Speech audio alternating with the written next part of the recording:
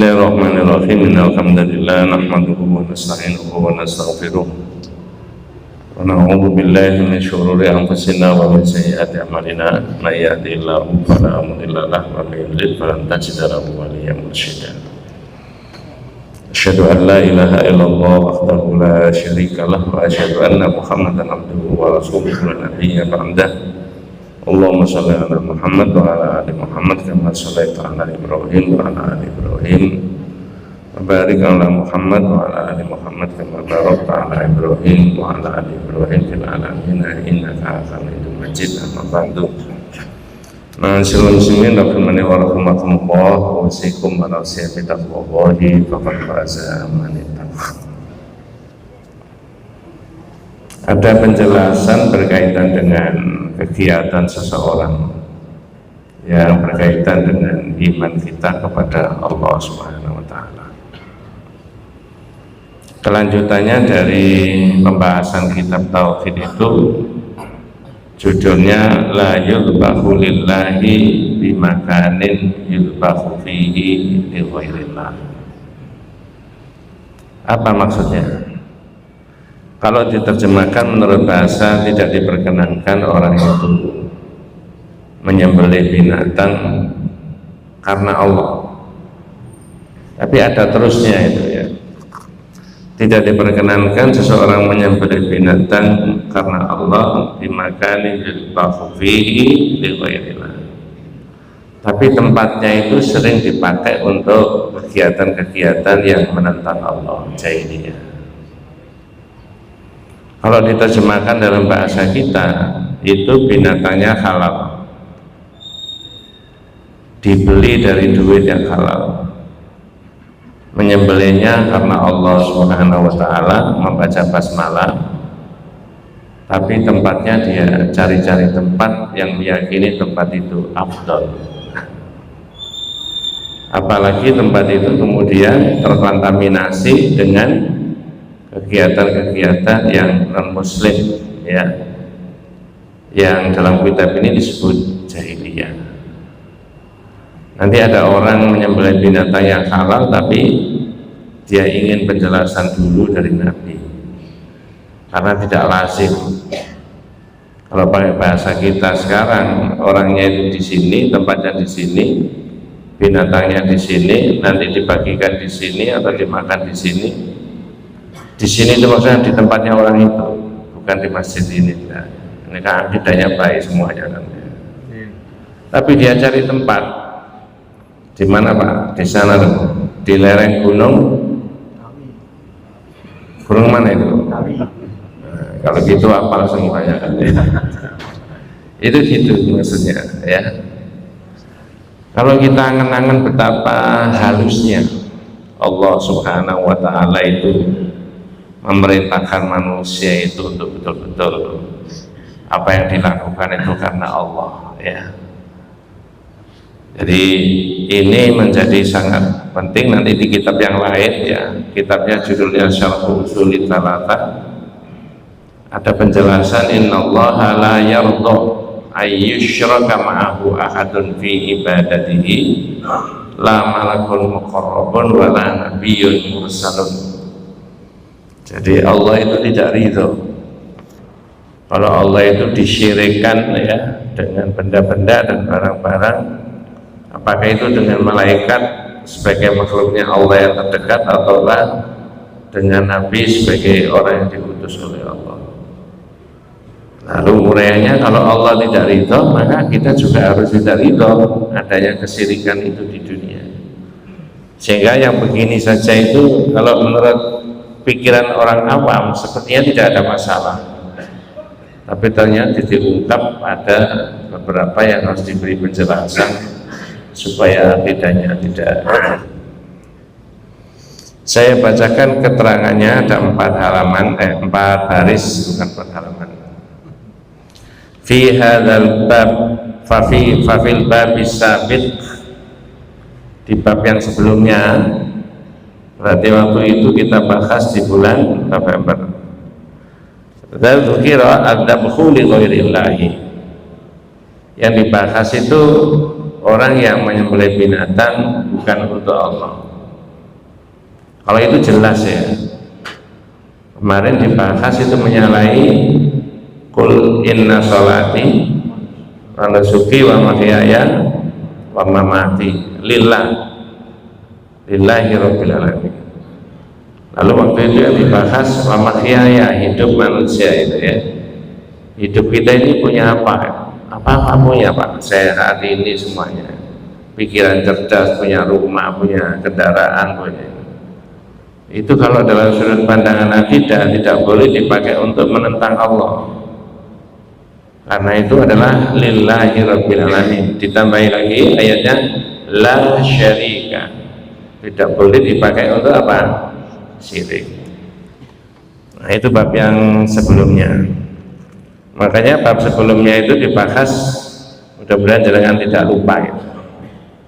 Karena manusia itu sifatnya salah dan lupa. Kemarin yang khutbah Jumat di sini itu menerangkan apa? Itu mungkin sudah lupa. Saya ulangi, fa fil babis sabiq dzikra adzabhu li ghairillahi. Di bab sebelumnya yang dibahas itu orang yang menyembelih binatang bukan untuk Allah ya. Kemudian wa fi hadzal bab dzikra adzabhu lillahi. Di dalam bab ini yang dibahas itu jelas orang menyembelih binatang karena Allah. Niatnya itu karena Allah. Walakinnahu fi makanin yudbahu fihi li ghairillahi. Tapi tempat yang dituju itu yang dipakai untuk menyembelih itu sering dipakai untuk aktivitas agama yang menentang Allah, keyakinan yang menentang Allah. Kama yuridu ayyudakhiya lillahi fi makan yudbahu fihi lil asnam. Seperti orang yang berkeinginan untuk menyembelih binatang fi makanin, di tempat itu sering dipakai upacara-upacara jahiliyah, sesajen ini itu dan sebagainya. Mohon maaf, ini penjelasan berdasarkan Quran dan hadis, bukan untuk mengelolok siapa-siapa, sama sekali tidak, supaya akidah kita tidak keliru. Fala yajuzu an tudbaha fihi, maka tidak diperbolehkan, supaya tidak ada campur niatnya kepada Allah itu di tempat yang kotor secara akidah ya. Li'annahu muwafiqatun lil musyrikina fi dhahiril hal, karena itu adalah bisa menyerupai orang-orang musyrik ya. Wa rubbama adkhala syaitanu fi qalbika niyatan sayyi'atan, yang dikhawatiri nanti setan itu sepersekian detik memasukkan dalam hatinya manusia, fata'taqid, lalu orang itu berkeyakinan anna dzabh fi hadzal makan afdal, bahwa menyembelih di tempat ini adalah sangat mulia, bagus sekali, padahal tidak ada syariatnya. Coba tak selipkan di dalam Islam, siapakah yang menentukan bahwa tempat ini afdal untuk beribadah, tempat ini afdal untuk berdoa? Yang menetapkan siapa? Jawabannya Nabi. Apa boleh orang merekayasa menurut pikirannya sendiri? Jawabannya tidak boleh. Ya, pertanyaan berikutnya, apa betul antara rumahnya Rasulullah sama mimbar itu adalah tempat yang afdal dipakai untuk ibadah? Jawabannya, ya, berapa meter? Ya, dan hitung gitu ya. Itu namanya apa itu, Pak? Raudhah. Ibu-ibu dan bapak-bapak yang sudah pernah tindak ke sana, mudah-mudahan diterima ibadah sama Allah ya. Yang belum, mudah-mudahan dimudahkan sama Allah. Jadi ini yang dibahas itu supaya pikiran kita tidak kacau. Binatangnya halal, dibeli dari duit yang halal, menyembelihnya dengan baca basmalah, hanya dipersoalkan tempatnya. Yang tempat itu adalah kotor secara akidah, sering dipakai untuk upacara-upacara yang menyalahi akidah Islam. Tapi bahasanya kita itu jahiliyah. Nah, begitu. Sekarang saya tanya dulu, jangan dijawab boleh, tidak apa-apa ya. Apakah masjid itu tempat yang afdal dipakai untuk ibadah? Jawabannya ya. Tapi kalau ada orang membuat masjid yang lain ya, konstruksinya sama, mungkin batu dan batanya juga sama dengan masjid yang usisa ala taqwa, didasarkan pada takwa, tapi niat membangun masjid itu adalah kotor untuk menentang Allah, ya. Padahal konstruksinya sama, mungkin diborongkan itu pemborong yang sama. Pertanyaan saya, boleh nggak masjid itu dipakai salat? Ya, jadi jenengan diajak sebelum membahas itu, diajak membahas masalah masjid. Ya, lo masjid kok nggak boleh dipakai salat? Nah, itu kewenangannya Allah. Kenapa? Nawaitu pendiriannya itu tidak baik. Ya, pertanyaan berikutnya, apakah zaman Nabi itu pernah terjadi seperti begitu? Ya, antara masjid apa dengan masjid apa? Jawabannya, masjid apa itu masjid yang dibangun oleh Rasulullah yang didasarkan pada takwa disebut masjid apa? Masjid apa Pak? Nah, nanti kalau tidak percaya kita bareng-bareng ke sana ya. Mudah-mudahan dimudahkan Allah. Tapi disaingi oleh orang-orang Ibna Asyara minal munafiqin. Disaingi pembangunannya masjid itu oleh 12 orang munafik. Disebut masjid, tadi saya sebutkan konstruksinya sama, kalau pakai bahasa sekarang pemborongnya sama, tapi tidak boleh dipakai salat. Nah, di situ. Lalu dianalogikan, hukum ini ditarik. Ditarik gimana? Ditarik bahwa ini masjid, ya, konstruksinya sama, oleh Allah tidak boleh. Nah, ini orang menyembelih binatang yang halal juga tidak boleh di tempatnya. Nah, sekarang saya bacakan buat kita semuanya berkaitan dengan masalah masjid itu. Ya, itu kita bisa lihat berada di surat At-Taubah 107 dan 108. Surat At-Taubah itu surat yang keberapa itu? 9. Ya, kalau dimulai dari awal yang ke-7, walladzina takhadhu masjidan, jangan bisa memahami itu masjid yang dibangun. Ya, walladzina takhadhu masjidan. Tapi ada 4 karakter yang disebutkan di situ yang menyebabkan orang Islam tidak boleh sholat di situ. Ya, apa? Pertama, dirar, sehingga masjid itu populer disebut masjid apa? Dirar. Saya ulangi, hari pertama Rasulullah dari Mekah hijrah ke mana? Yang benar Madinah apa Yathrib? Waktu itu namanya masih Yathrib. Ya ahla Yathrib la muqama lakum farji'u. Ada lafal Yathrib ya di dalam surat Al-Ahzab. Karena kota itu namanya sebelumnya adalah Yathrib. Yathrib itu dari mana itu? Ada yang menyebutkan Yathrib ini adalah anak keturunannya Nabi Nuh, ya. Lalu oleh Nabi diganti dengan apa? Madinah. Ya. Walladzina takhadhu masjidan dirar. Itu membangun masjid Kuba tadi. Awal pertama Rasulullah datang ke situ. Lalu ada Ibna Asyara minal munafiqin, 12 dari orang munafik mensponsori membuat masjid. Oleh Allah disebut masjid juga. Tapi tadi sifatnya dirar, untuk menimbulkan kemadaratan, wa kufran, untuk menarik kembali orang Islam supaya mereka keluar dari Islam menjadi murtad. Jadi sudah di benaknya, di pikirannya orang-orang munafik tadi tidak baik. Ya, wa tafriqan bainal mu'minin, yaitu untuk memecah belah di antara umat Islam.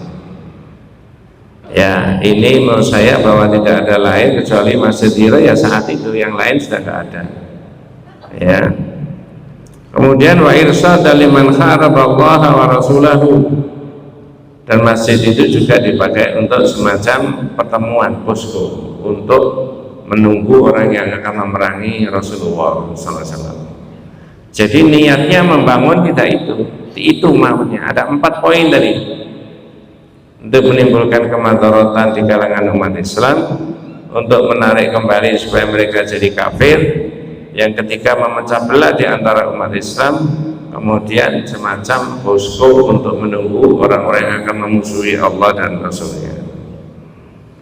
Tapi ya dasar munafik membangunnya wala yakhlifuna in aradna illa husna. Orang munafik itu bersumpah bahwa kami membangun masjid ini tidak lain dan tidak bukan untuk apa? Kebaikan. Saya tanya, munafik itu kalau berbicara jujur apa tidak? Nah, ini begitu. Dia bersumpah bahwa in aradna illa husna, sungguh kami tidak menghendaki apa-apa kecuali kebaikan. Padahal hatinya tidak begitu. Izharul Islam bil lisan, lisannya itu mengungkapkan dan ngomong dia muslim, tapi hatinya mengingkari. Ya, wallahu yashhadu innahum lakadzibun. Tapi Allah lah yang menyaksikan bahwa mereka itu apa? Goro, berdusta. Bahwa dia sumpah membangun masjid tadi untuk kebaikan, tapi oleh Allah ditunjukkan ada 4 tadi yang saya sebutkan. Nama itunya membangun masjid. Pertanyaan saya, boleh nggak dipakai sholat? Padahal disebut apa tadi? Masjid. Nah itu maksudnya. Sebenarnya ini keterangannya sederhana, dia disebut masjid tapi tidak boleh dipakai sholat. Sebenarnya menurut tarikh Nabi itu sudah mau bermaksud datang ke situ, tapi oleh Allah tidak boleh. La takum fihi abadan, jangan sholat di situ selama-lamanya. Ya, kalau tidak boleh sholat di situ, sholat di mana? La masjidun ussisa ala taqwa, masjid yang dibangun atas dasar takwa. Ya, min awwali yaumin, hari pertama kamu datang di situ, di Yathrib, yaitu masjid apa? Kuba. Ada yang mengatakan Kuba itu nama sumur ya, tapi dalam tarikhnya kemudian menjadi nama suku yang ada di situ. Dan masjid itu sampai sekarang 2025, insya Allah seterusnya ramai dikunjungi orang. Karena setiap orang yang sholat di situ, kadarnya sholat sunnah, dapat apa Pak? Nilai pahalanya sama dengan ibadah umroh. Ya, itu mestinya itu. Ya. Ada penjelasannya di fikih. Siapa yang wudhu dari rumah itu apa dari sini apa dari sana? Ya nggak mungkin dari sini kan. Lalu sholat 2 rakaat karena ka umrotin, itu pahalanya sama dengan ibadah umrah. Sehingga orang hampir semua jemaah haji di seluruh Indonesia dan umrah, bahkan seluruh dunia, itu mesti mampir datang ke sana sak perlu untuk apa? Salat, menelusuri jejak hadisnya Nabi. Nah kata Allah, la taqum fihi abadan, janganlah kamu sholat di masjid itu selama-lamanya. Masjid tadi yang dibangun oleh orang munafik tadi, idna asyara minal munafiqin. La masjidun ussisa ala taqwa, masjid yang dibangun atas dasar takwa, min awwal yaumin, hari pertama kamu datang ke situ, ahaqqu an taquma fihi, itu lebih berhak untuk kamu pakai sholat. Fihi rijalun yuhibbuna ayyatatahharu, di masjid itu ada orang-orang yang ingin membersihkan diri. Wallahu yuhibbul mutahhirin, karena Allah itu senang terhadap orang-orang yang membersihkan dirinya. Jadi bisa thaharatul badan, fisiknya juga bersih, hatinya juga bersih, karena dia masuk di mana? Di masjid. Maka orang di masjid itu dari sisi bahasa yang agak berbeda. Kalau dia sholat itu salah satunya, ibadah sholat itu karakternya adalah tadallul wa ta'lim. Tadallul wa ta'lim. Apa maksudnya? Tadallul itu merendah-rendahkan diri di hadapan Allah. Kemudian ta'lim itu apa? Mengagungkan Allah. Sehingga kalau begitu posisinya orang yang sholat di mata Allah harus sama. Mungkin beda ekonomi, beda strata pendidikan, beda status sosial, yang satu punya jabatan, yang satu tidak. Tapi kalau semuanya sholat yang sama, nah, itu tadallul, semuanya merendah-rendahkan diri kepada Allah, dan ta'zim, semuanya mengagungkan Allah, sehingga keluar dari masjid menjadi hatinya baik. Fihi rijalun yuhibbuna ayyatataharu, di tempat itu ada orang-orang yang ingin menyucikan diri. Wallahu yuhibbul mutahhirin, karena Allah menyukai orang-orang yang membersihkan diri. Nah, sekarang kita bahas hadis ya. Itu tadi apa? Masjid. Kalau panjenengan tanya apa korelasinya, hubungannya antara masjid dengan menyembelih binatang, ya, tidak bisa ditarik bahwa seolah-olah materinya sama, esensinya yang sama. Masjid tidak boleh dipakai sholat oleh Allah, padahal konstruksinya sama dengan masjid yang lain. Ini juga begitu, binatang yang halal, yang sah disembelih, tapi tidak boleh sama Allah. Nah, ceritanya begini. Hadis ini dari Thabit bin Dhahak radhiyallahu anhu qala, ya, nadhara rajulun ayyan hara, ya, ibilan bibuana. Ada orang nazar. Saya tanya sebelumnya, nazar itu boleh nggak Pak? Dianjurkan apa tidak? Halo? Jadi ini nazar ini. Dalam pandangan akidah tauhid, nazar itu boleh tapi tidak dianjurkan. Kenapa? La ya'ti bi khairin innama yustakhraj minal bakhil. Tidak dianjurkan karena bisa menutupi kebakhilan orang itu tadi dengan nazar. Ya, makanya jangan sebentar-sebentar apa? Nazar. Ya. Misalkan ini belum tidak bahas tauhid. Ada orang nazar, nanti kalau nilaimu bagus ya, tidak ada nilai 7-nya, mama atau bapak ini, ayah ini sholat duha saulan. Boleh nggak Pak? Sholat duha saulan, betul ya? Tapi ternyata nerima rapot nilainya ada yang 6, ada yang 7. Sudah sholat duha apa enggak? Kok tidak sholat duha? Loh, nazarnya mama itu kalau nilainya baik, ini enggak baik, ya enggak situ. Nanti maksudnya maknanya apa? Sunnahnya Rasulullah ini terhalang dengan nazar. Nah, ini jenengan didhawuhi Nabi supaya niatnya itu baik gitu, ya. Wis pokoknya nanti kalau kamu diterima di perguruan tinggi itu kita poso Senin Kamis, ya, sak semester. Poso Senin Kamis sak semester. Sak semester berapa bulan Pak? Nah, tapi ternyata tidak diterima. Jadi puasa Senin Kamis kan? Ya, kok enggak jadi Pak? Oh, nazari ayah ini kok diterima, enggak ya, enggak jadi. Jadi sunnah Rasulullah puasa itu tadi, atau yang saya sebut di awal tadi, sholat tadi tidak bisa dilaksanakan atau terhalang karena nazar. Ini dibahas di tauhid itu. Oh, kalau begitu sunnah-sunnah Rasulullah itu supaya tidak terhalang, laksanakan aja, jangan dihalang-halangi dengan apa? Nazar. Walaupun esensinya nazar itu boleh, tapi la ya'ti bi khairin, tidak banyak mendatangkan kebaikan. Innama yustakhraju minal bakhil, hanya menutupi kebakhilan. Sama dengan begini, tapi belum babnya. Sama dengan begini. Mohon maaf, ada orang yang setelah diperiksa Pak Dokter, labnya kolesterolnya tinggi, 200 sekian. Ini bukan ilmu saya menirukan aja. Terus temannya bilang, kain sholat malam aja yang bisa menurunkan kadar kolesterol.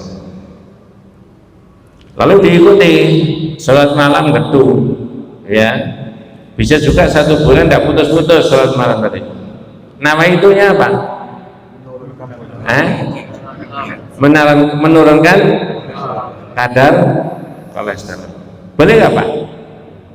Itu namanya iradatul insan bi amalihi dunya, amal ibadahnya manusia tapi motivasinya untuk mencari dunia. Dunia itu apa? Dunia itu kolesterol naik atau turun. Kalau pakai bahasa yang lain, dunia itu apa? Dunia itu orang punya anak dan tidak punya anak, ya. Sehingga kalau teman-teman kita mau tidak haji dan umroh, andai kata masih diuji oleh Allah belum punya anak, jangan diarahkan berangkat haji saja, nanti kan punya anak. Bukan begitu. Niatnya haji semata-mata karena Allah, tapi di sana berdoa boleh nggak? Boleh. Orang sholat malam boleh nggak? Boleh, sampai kemeringat begitu ya. Tapi kemudian di balik itu berdoa sama Allah boleh nggak? Ya. Ada anak muda, ini contoh yang lain lagi. Kenapa kok tidak bapak yang tua? Karena bapak yang tua sudah males, ini anak muda aja. Anak muda buat warung atau kafe di situ. Tidak biasa sholat duha, tidak biasa baca surat Al-Waqiah, sekarang gedung baca surat Al-Waqiah. Kenapa? Nyolati warungnya supaya apa? Laris. Mohon maaf, ini tauhid tidak. Ibadah harus dibedakan dengan motivasi apa? Dunia. Nggak ada hubungannya dengan dunia. Ya, jenengan orang biasa-biasa saja seperti kita. Kalau akidahnya baik, ibadahnya baik, itu nanti akan memperoleh tiket terlebih dahulu masuk surga daripada orang yang berada tapi dia ibadahnya cuma-camping. Naudzubillah min dzalik. Saya ulangi, nadhara rajulun ayyan hara ibilan bibuana. Ada orang nazar untuk menyembelih unta di satu daerah namanya Buana, kharijal Madinah, di luar Madinah. Unta itu halal apa haram? Jelas halal loh unta itu. Ya. Kalau minyak babi cap unta halal apa haram? Minyak babi cap unta halal apa haram? Kalau minyak unta cap babi, harus dipikir sendiri aja.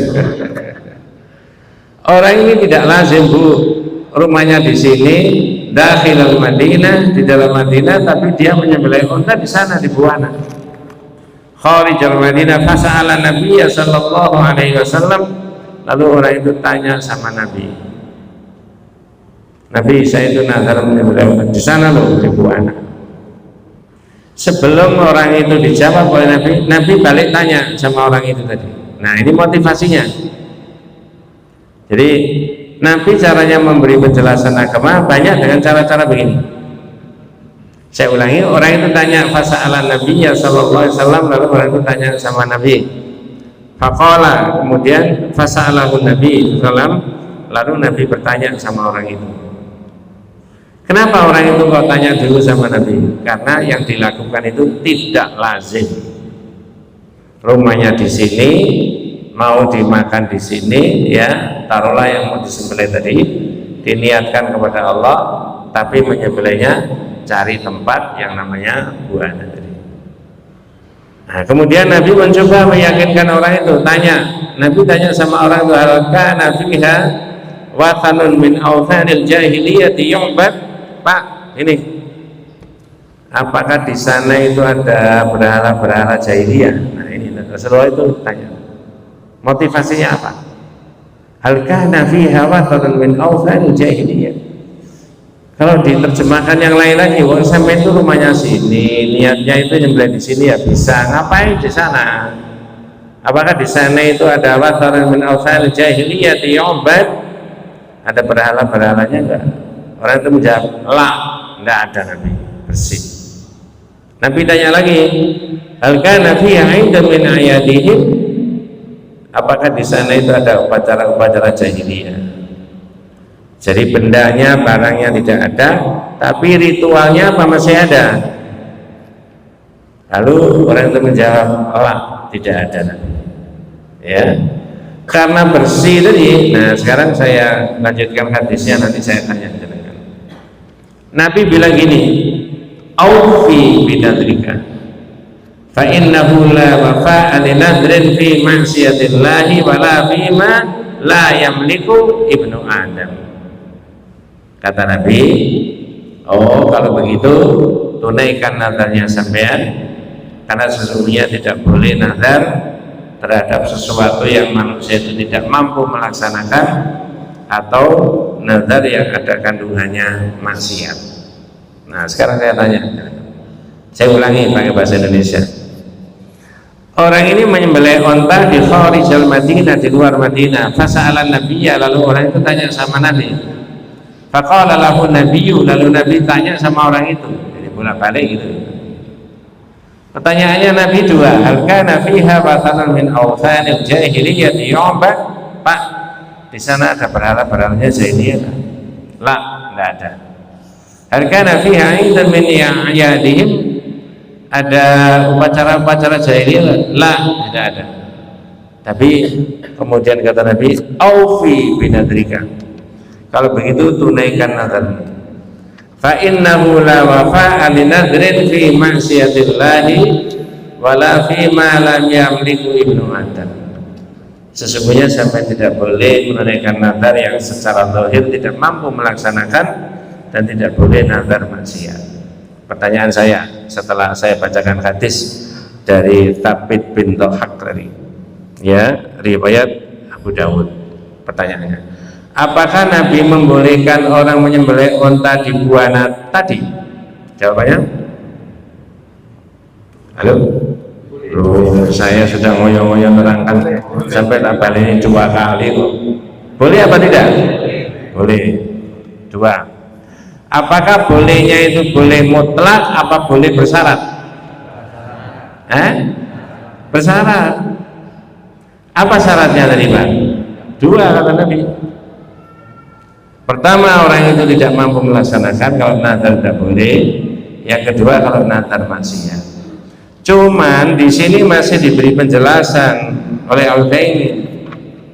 Kalau pakai bahasa kita, farubbama adkhala syaitan, pakai bahasa kitab, ya, fi qalbika niyatan sayyi'atan fata'taqi anna dzabh fi hadzal makan afdal. Ya, apa penjelasannya? Siapa yang bisa menjamin ketika sampean itu menuntun unta di sana niatnya karena Allah, karena tadi Nabi membolehkan.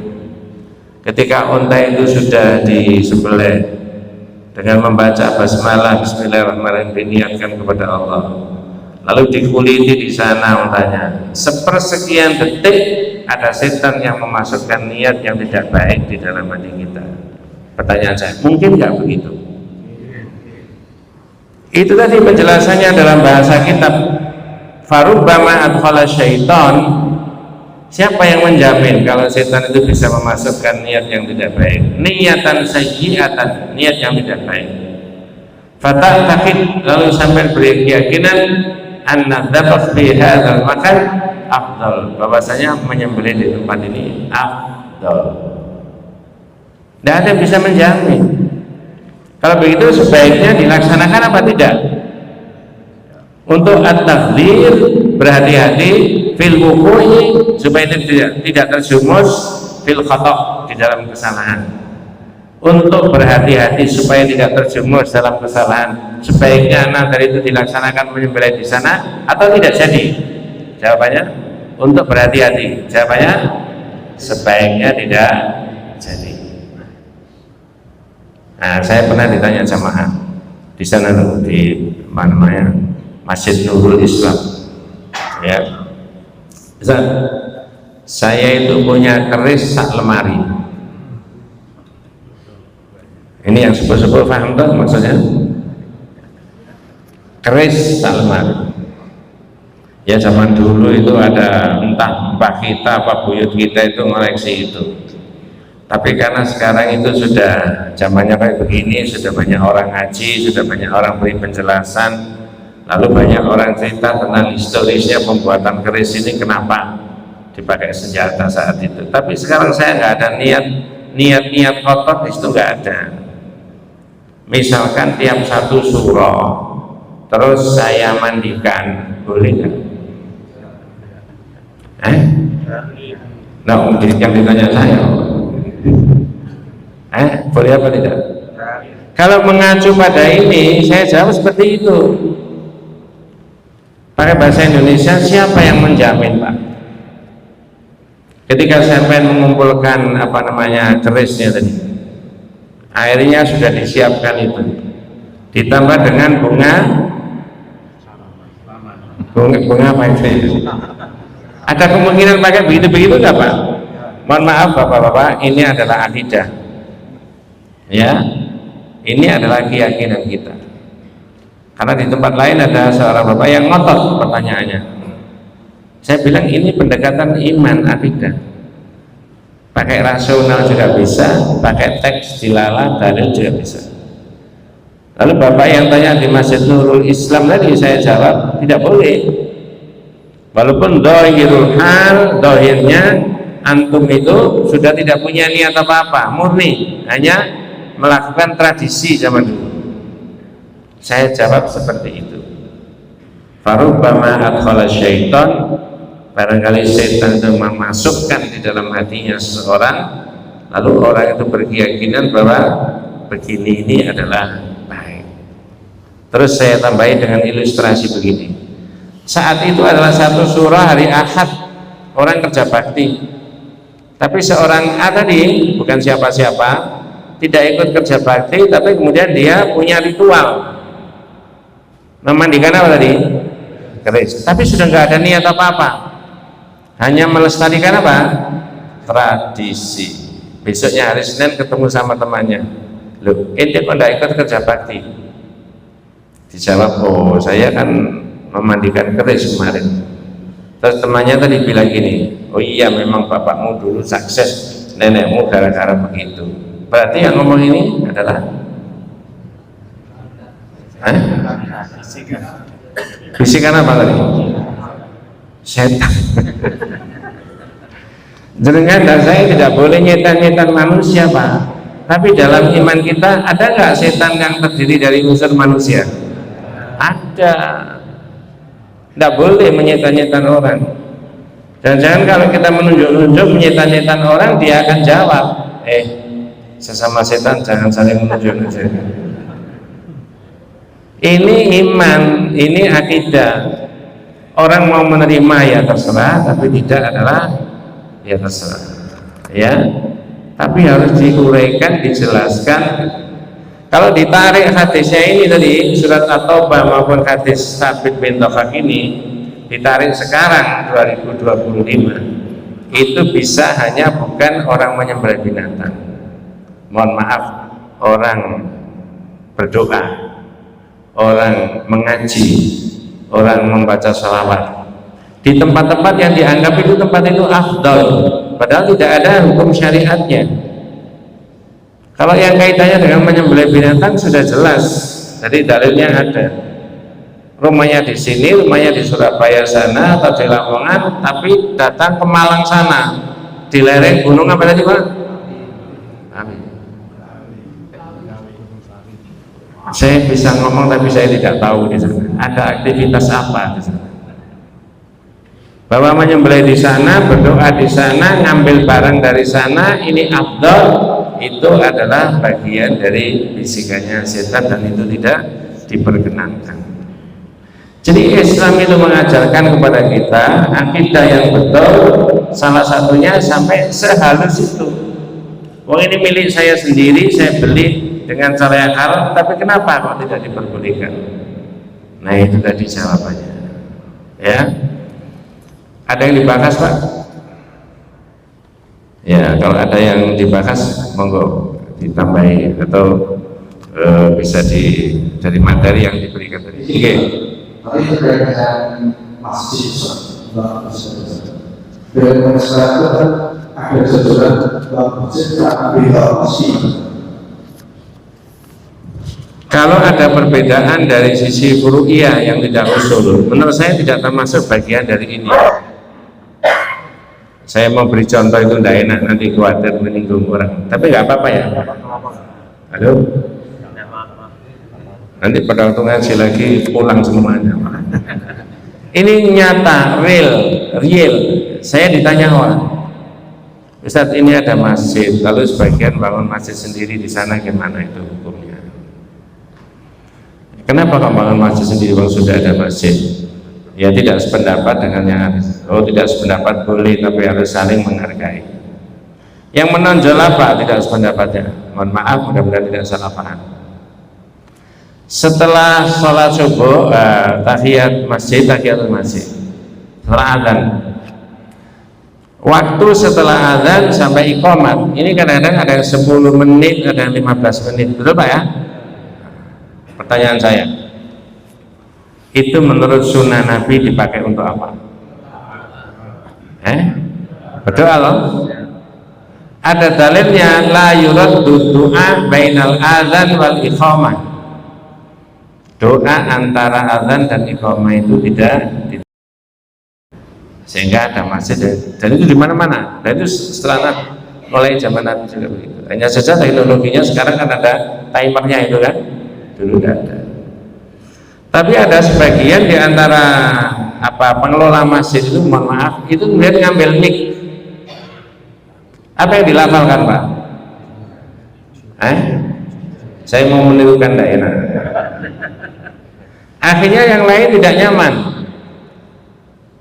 Wah ini gimana itu? Menurut Nabi suruh pakai sholat, suruh pakai berdoa, suruh pakai ini. Saya kok merasa terganggu dan ramai sekali, termasuk anak-anak itu.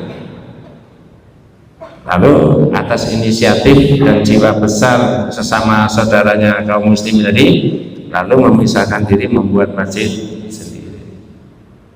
Kalau begitu menurut saya tidak termasuk dari ini, dan itu boleh. Sebelum itu misalkan tukar menukar ilmu boleh nggak Pak? Antara yang memanfaatkan untuk sholat, berdoa, berzikir, dengan yang memanfaatkan untuk ngambil mic, apa tadi yang dilafalkan? Oh tidak, saya beri contoh ya. Kalau saya beri contoh di awalnya bisa begini: muslimin muslimat monggo.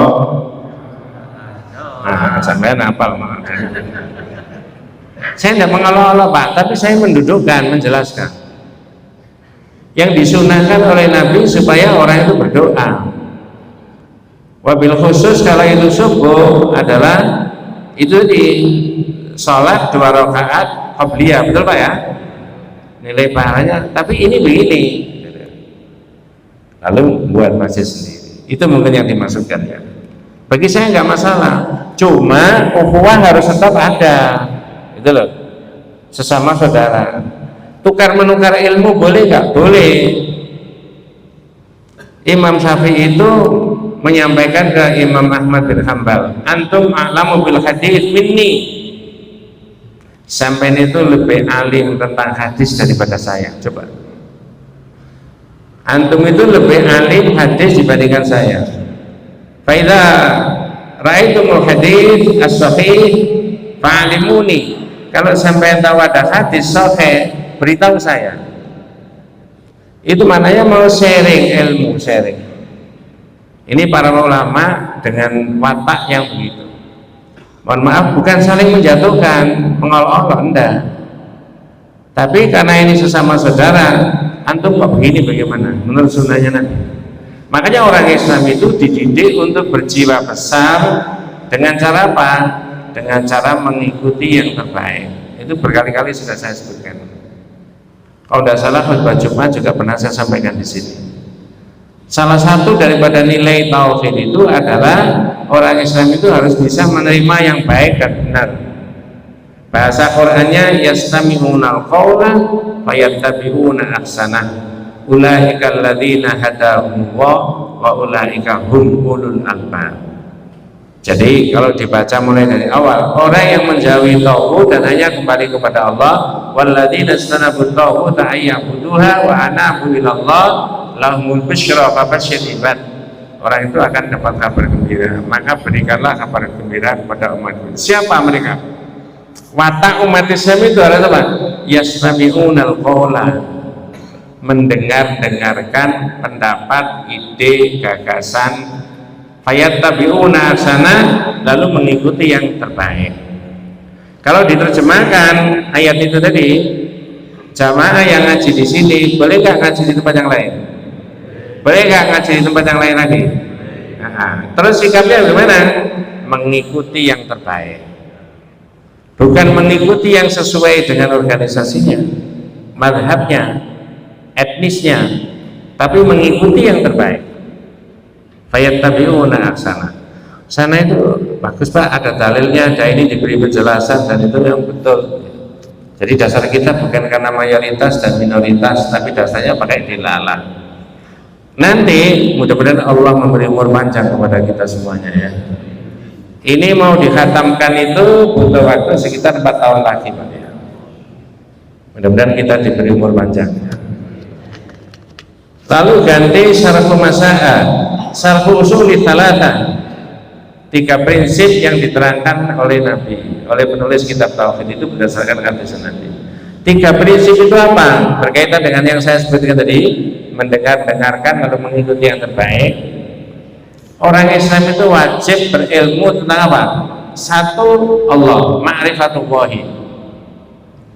Yang kedua, ma'rifatun nabiyyi Muhammadin sallallahu alaihi wasallam, mengerti tentang Nabi Muhammad. Yang ketiga, ma'rifatul dinil Islam, mengerti agama Islam bil adillati, pakai dalil. Apa ada agama yang tidak pakai dalil? Tidak ada. Saya beri contoh paling gampang, orang masuk di masjid disunahkan untuk tidak apa? Duduk dulu, salat pakai apa? 2 rakaat. Ada dalilnya? Ada. Orang keluar dari masjid itu kan ada doanya enggak? Ada. Masuk masjid, nah, makan semuanya itu namanya bil adillati, pakai dalil. Lebih-lebih ibadah yang mahdzur. Saya rasa itu Pak ya, agak bertele-tele. Ada lagi Pak ya? Oke. Oke, sebentar lagi. Baik, terima kasih Ustaz. Ini terkait dengan akidah atau cara bersih Islam. Iya. Sampai saya tahu ada bersih Islam. Intinya di dalam masalah itu yang saya lihat baik-baik saja, karena itu ada cara istighosah dan santunan anak-anak. Tetapi teks di dunia itu bisa, apakah kita itu juga bisa atau mungkin boleh memberikan kontribusi untuk anak-anak kita atau kontribusi. Terima kasih. Setiap daerah atau desa atau negara punya historis masing-masing. Lalu mengingat historisnya itu boleh-boleh saja. Individu juga begitu. Oh, ini tanggal 24 September, pas hari lahir saya. Mengingat itu boleh. Oh, saya berarti bukan semakin tambah jauh dengan Allah, tapi semakin apa? Dekat. Kemudian di momen itu, kalau itu desa, orang mengumpulkan untuk santunan. Saya rasa boleh, tidak masalah. Bentar Pak ya. Lalu orang berdoa, kemudian memberikan pencerahan kepada warga desa, boleh, tidak masalah. Perkara istighotsah nanti ada di sini, ada keterangan sendiri. Istighotsah itu ada. Cuma apa bedanya pandangan akidah tauhid dengan yang, mohon maaf, yang ada di masyarakat? Ya. Yang saya temukan akidah tauhid kalau istighotsah dalam konteks berdoa itu minta kepada Allah Subhanahu wa taala. Saya beri contoh. Ada istighfar, ada istisqa, ada istikharah, ada isti'adzah, ada istighotsah. Isi-isi itu maknanya sama, pemohon. Hanya konteksnya beda-beda. Kalau istighfar konteksnya dosa. Istisqa konteksnya hujan. Betul Pak ya? Istikharah konteksnya orang itu kebingungan. Isti'adzah konteksnya adalah minta perlindungan dari gangguan setan, jin. Istighotsah minta kepada Allah dalam konteks ada apa? Tekanan terhadap umat Islam. Nanti ada ceritanya berkaitan dengan itu. Nah, kalau sudah istighotsah begitu boleh. Bolehnya gimana? Bolehnya adalah lakukan istighotsah itu pada akhirnya berdoa. Ya, dan jangan memohon meminta kepada selain dari Allah. Mohon maaf, mudah-mudahan tidak salah paham. Saya punya buku kecil yang dibagi-bagi di kampung tentang istighotsah. Dalam pandangan akidah, di situ ditulis minta tolongnya ke Rasulullah, bukan minta tolong ke Allah. Bahasanya As-salatu wassalamu alaika ya Rasulullah, qad dhaqat hilati adrikni ya Rasulullah. Semoga salawat dan salam dilimpahkan Allah kepada engkau wahai Rasulullah. Sungguh usaha saya ini sudah mentok, tolonglah saya wahai Rasulullah. Insya Allah 2 bulan lagi diterangkan masalah istighotsah. Saya menerangkan istighotsah di mana-mana, tidak ada masalah, tidak ada konflik. Ya, kalau berbeda juga saya sebutkan berbeda. Ya, kalau itu yang dianggap menyalahi akidah, saya sebutkan menyalahi akidah. Argumentasinya ini. Nah, berikutnya. Kalau dalam proses ritual tadi, entah sehari, 2 hari, atau berapa hari di desa, ada sisi-sisi yang berkaitan dengan memberikan sesaji, memberikan tolak balak dan sebagainya. Saya baca bukunya NU, teman-teman Pak Kiai NU, atau dari Muhammadiyah, semuanya sama-sama menolak, tidak boleh. Hanya saja apakah masyarakat, para asatid ada keberanian untuk menyampaikan kepada publik dan masyarakat. Masalahnya di situ, ya. Jadi kalau mudah-mudahan tidak salah paham, ada bagian dari proses itu untuk memberi sesaji, untuk memberikan minta perlindungan kepada, pakai cara Jawa, yang bau resok, gitu ya. Kalau ada indikasi ke situ, maka ini bagian kita tidak boleh memberikan kontribusi. Ya, dalam pandangan akidah tauhid. Tapi kalau terpaksa, enggak, ini ada santunan, tolong ini kasihkan santunannya saja. Nah, minimal begitu. Kasihkan santunannya saja. Ya. Jadi jangan dianggap dikebiau ya semua aktivitas, tidak boleh. Pengajiannya boleh saja. Ngundang warga, pencerahan boleh saja, santunan boleh saja. Tapi kalau diselipkan hal-hal yang bersifat ritual yang tidak ada hukum syariatnya, menjadi naudzubillah min dzalik, kena itu tadi. Gitu Pak ya? Ya, monggo. Terakhir. Assalamualaikum. Apa? Oh, oke. Iko. Oh, oke. Nah, Iko itu sebenarnya dilaksanakan oleh bagi lahir ataukah dilaksanakan oleh paman besar. Nanti karena 2 itu tak punya apa-apa, tidak tahu ya. Boleh lah. Yang kedua, Iko itu kesannya ya sudah 2 dari sini. Ya, dia nggak tahu itu. Dia kalau berbeda pakai ini penawar atau mana dia tahu dia apa. Ya. Penyembelihan binatang berkaitan dengan sunnah itu ada 3. Saya ulangi, penyembelihan binatang itu berkaitan dengan sunnah ada 3. 1 sudah disebutkan tadi. Apa? Akikah. Dalam hadis diterangkan kullu ulamin murtahanun bi aqiqatihi. Tiap anak yang lahir ibarat gadai, barang gadaian, itu ditebus dengan aqiqah. Sunnahnya Rasulullah itu disembelih pada hari yang ke-7 dari kelahiran. Ya, dari situlah saya pendapat, mungkin ada yang berbeda pendapat dengan ini, tidak apa-apa, tapi nanti tanyakan pada Ustadz yang ngajar fikih. Ya. Kalau pendapatnya sama dengan ini bisa dipakai, kalau tidak ikuti pendapatnya Ustadz itu yang fikih, bukan tauhid ya. Yang hari ke-7, bagaimana kalau sudah besar sekalian? Itu dalam akidah tidak, dalam tauhid menurut saya tidak, tapi nanti ditanyakan pada itu tadi ya. Jadi yang pertama adalah aqiqah. Yang kedua, penyembelihan binatang kaitannya dengan sunnah itu adalah udhiyah. Udhiyah itu binatang yang disembelih tanggal 10, 11, 12, 13 bulan Dzulhijjah. Masyarakat menyebut apa? Kurban. Dibatasi waktu enggak? Tanggal berapa tadi? 10, 11, 12, 13. Sebutkan satu lagi apa? Akikah tadi sudah, udhiyah, kurban tadi sudah. Satunya? Masyarakat lebih populer menyebut dam, tapi di hadisnya atau di Qur'annya tidak hadyu. Faman tamatta'a bil umrati ilal haji famastaysara minal hadyi. Haji itu binatang yang disembelih ketika orang menunaikan haji tamattu. Betul Pak ya? Ya. Apa boleh? Nah ini di luar yang ditanyakan. Apa boleh? Apa namanya orang di sana waktu haji dia menyembelih, lalu di rumah juga menyembelih? Titip. Ini saya berangkat haji nanti tanggal 10, 11, 12, 13. Tolong ini 4 juta belikan kambing. Boleh Pak?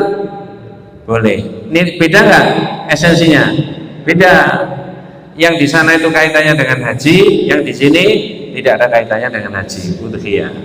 Jadi kembali lagi yang ditanyakan tadi, itu semuanya dibatasi waktu. Disebut udhiyah kalau tanggal 10, 11 sampai 13. Disebut apa tadi? Hadyu kalau ketika dia di sana.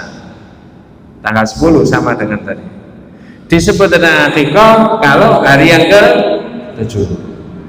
Bagaimana kalau dulu saya tidak diakikahi oleh orang tua saya? Mungkin saya sendiri Pak tidak diakikahi karena situasinya zaman dulu ya, dan orang tua saya itu putranya banyak, ada 9, tapi yang sampai besar itu 6 ya, 6 yang sudah meninggal 2 ya. Yang pertama kakak saya Farhan Iksan, yang terakhir kakak saya Nadir Iksan, yang sekarang sakit Nuh Iksan kakak saya, satunya di sini. Jadi gitu Pak ya. Wallahu a'lam. Cukup. Mudah-mudahan Allah Subhanahu wa taala memberikan rahmat, memberikan barokah hidayah kepada kita semuanya. Hadanallahu wa iyyakum ajmain. Kita tutup dengan doa kafaratul majelis. Subhanakallahumma wa bihamdika asyhadu an la ilaha illa anta astaghfiruka wa atubu ilaik. Assalamualaikum warahmatullahi wabarakatuh.